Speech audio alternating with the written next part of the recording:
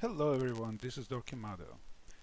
Welcome to the third video in the tutorial series on MCBuild, the auto-building Minecraft client. In this part I would like to give you an overview of the building process, the terminology and a bit of theory on what's going on behind the scenes. Alright, so first thing we need to take a look at is the general process.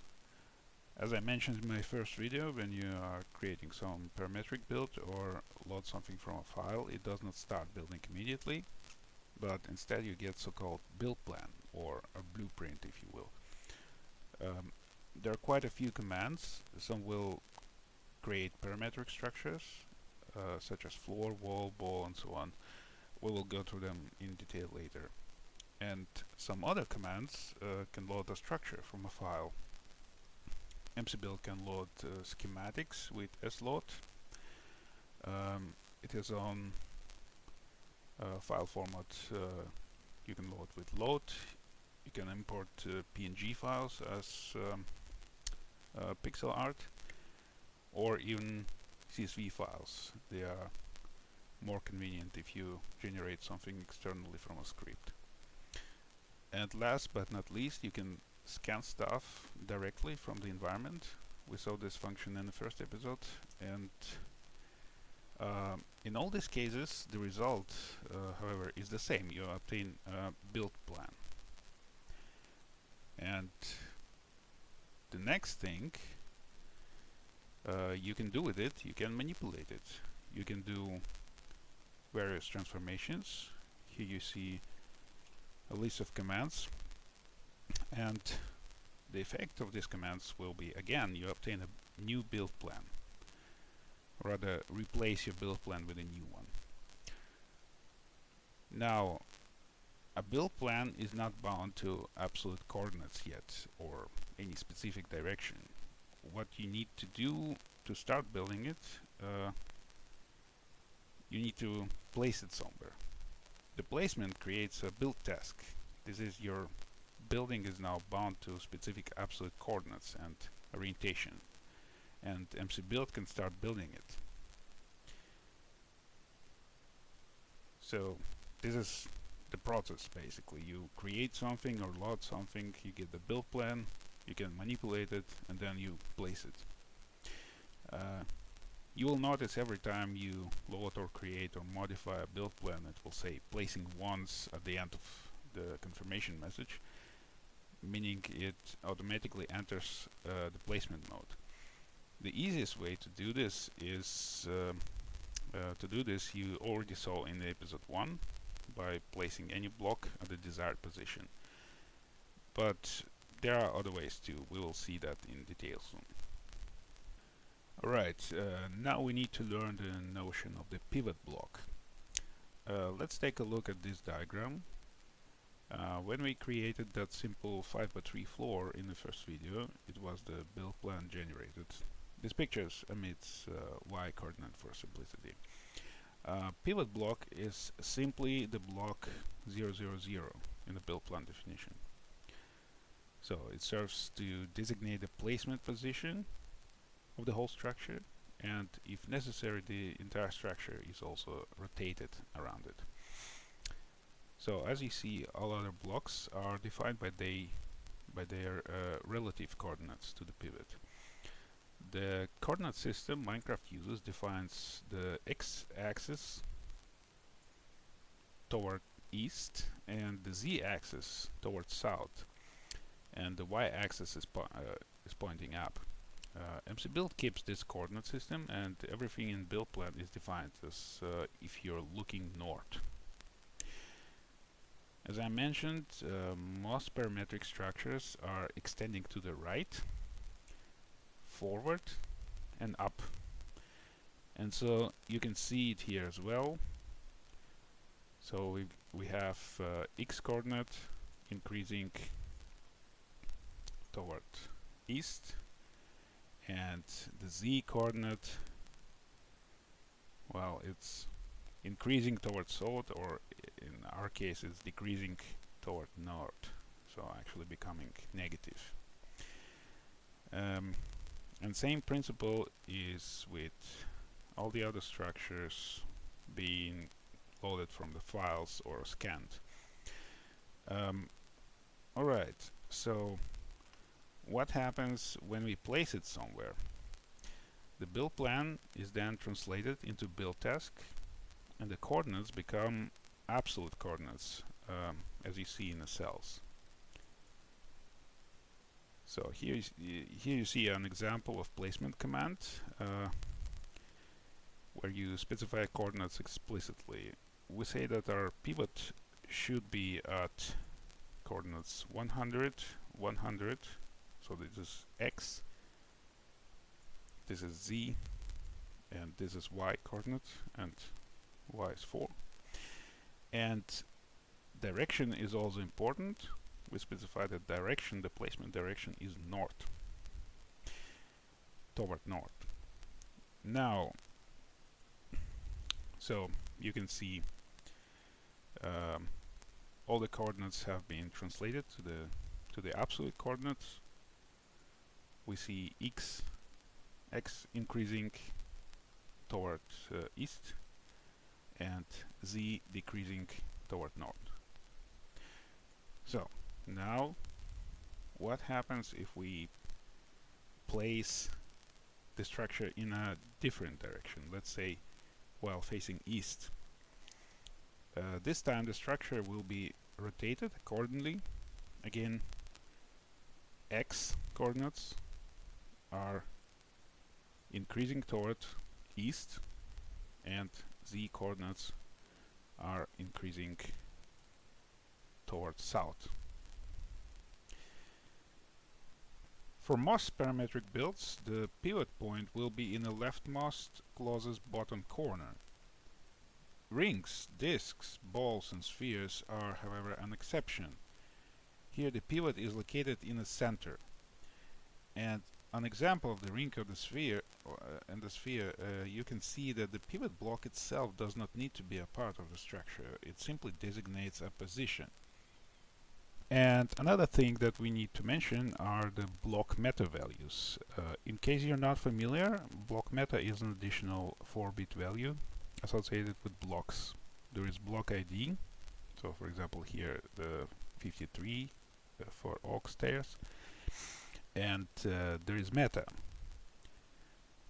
ID defines the type, and meta is used for different things. Sometimes it's the material, like the color of the wool block. Sometimes it encodes orientation, like in this case, and sometimes the state.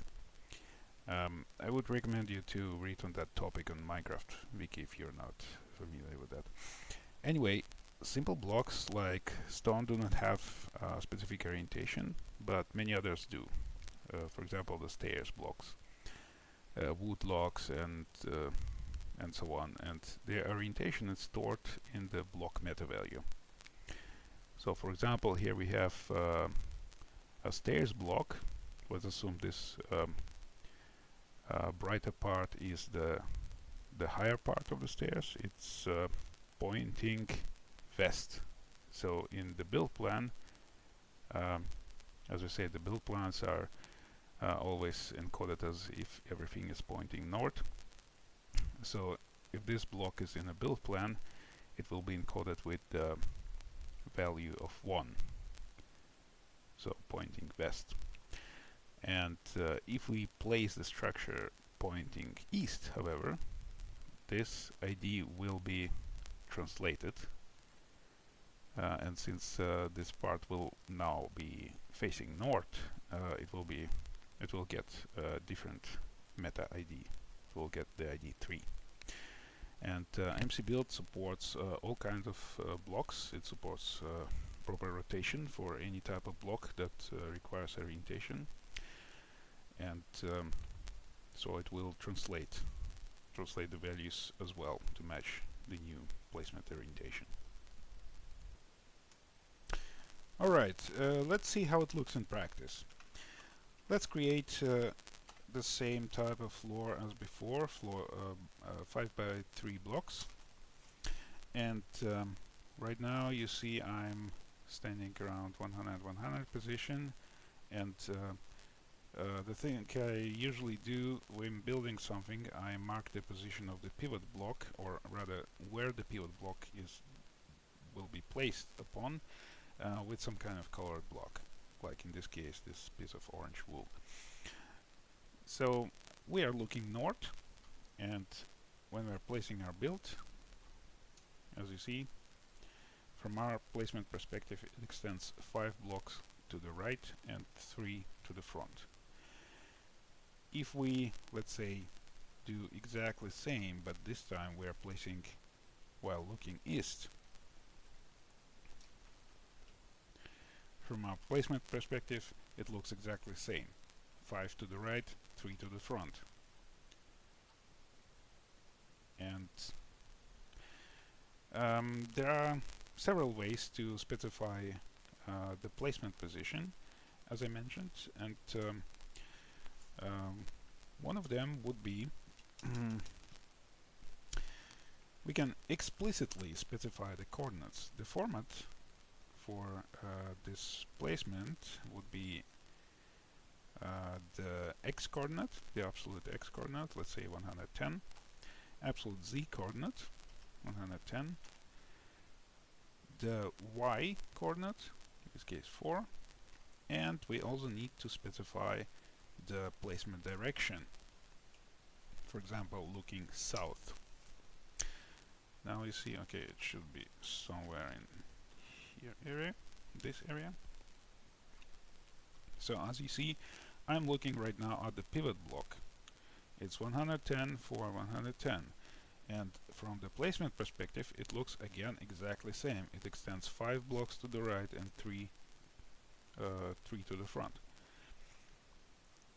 So there are other ways to specify the position. For example, I can omit the y coordinate. What will happen then? The placement simply assumes I want to place it at the same level where I'm standing, and I'm standing at level 4, so it's gonna be 4. If I, let's say, get on top of this little platform and do the same again, it says, yeah, it assumes that I want to use y coordinate 5, and you see it added another level.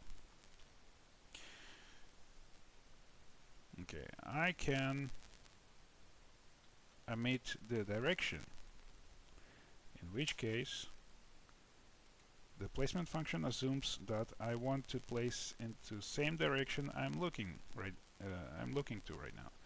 So for example, if I look to the north, now it assumes I want to place it toward north and on level 4. And the last type or the last form of placement command is with just one single number. I can say, for example, place 5. This is slightly different. It means place something in 5 blocks in front of me. So where are we standing? We're standing right here, and 1, 2, 3, 4, 5. Number 5 will be the pivot block, and it assumes the same level where I'm standing, and assumes the same direction, placement direction, where I'm looking to. So, and from this placement perspective, again, the structure looks exactly the same. 5 to the right and 3 to the front. Alright, so we took a look at several different ways how to perform a placement of your build plan to create a build task. One last thing is that you might have noticed already if you tried it yourself, if you try to remove some of the blocks, although the task is technically finished, the structure is built, but if you try to remove it or remove some blocks from it, it's still active. So MCBuild will instantly try to replace the blocks. So how do we stop this? Well, there is a simple command, build pause. And now you see the message build task is paused and it's no longer active. And you can restart it by issuing the same command, build pause. Build task is on post. And again, it becomes active. If you want to cancel it altogether, you can say build cancel, in which case both your build plan and build task go away. So one thing is that you probably will execute this command a lot while building something, and obviously it's not very convenient to type it in every time, and for that purpose Wurst, for example, and many other clients offer a special function. They offer keybinds, and keybinds simply send something into the chat command. As you see, Wurst, for example, also uses chat commands to control itself. And what I defined here for myself is this command bind to the key n, in my case, build pause. So you can see all I need to do is to press N to pause it and unpause it. Make it really simple, so just a single key press. Alright, so today we saw the what is the difference between the build plan and build task, how the building process is organized, and how to stop and restart it, and what kind of different placement options do we have with the build place command. Okay, in the next episode I think we can start looking into various parametric builds commands, things like floor, wall, and so on, what kind of parameters they take, and what kind of other options they have. So I hope you enjoyed this episode, and see you later.